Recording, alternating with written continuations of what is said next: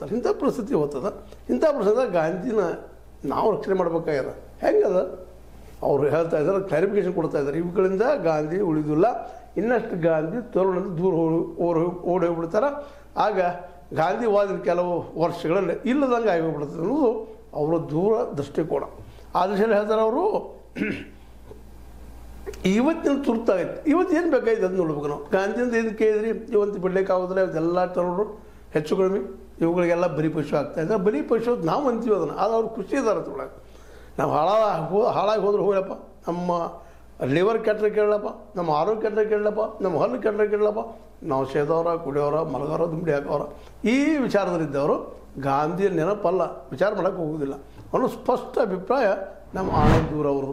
ಅವ್ರೇನು ಹೇಳ್ತಾರಪ್ಪ ಅಂದರೆ ಇವತ್ತಿನ ತುರ್ತು ಆಗತ್ತೆ ನಿರಂಕುಶ ಪ್ರಭುತ್ವದ ವಿರುದ್ಧ ಗಾಂಧಿ ಹಿಡಿದ ಅಹಿಂಸಾತ್ಮಕ ಕಾನೂನು ಭಂಗ ಚಳವಳಿ.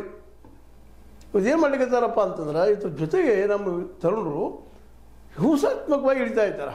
ಈಗ ಉದಾಹರಣೆ ನೋಡಿದ್ರೆ ನೀವು ಬಾಂಗ್ಲಾದಲ್ಲಿ ಆಗಿರ್ಬೋದು, ಮೊನ್ನೆ ಆದಂಥ ನಮ್ಮ ನೇಪಾಳದಲ್ಲಿ ಆಗಿರ್ಬೋದು, ಮುಂದೆ ಶ್ರೀಲಂಕಾದಲ್ಲಿ ಆಗಿರ್ಬೋದು, ಹಿಂಸಾರೂಪದ ಹೋಗ್ತಾ ಇದ್ದಾರೆ ನಿರಂಕುಶವಾದದ ವಿರುದ್ಧವಾಗಿ, ಡಿಕ್ಟೇಟರ್ ವಿರುದ್ಧವಾಗಿ.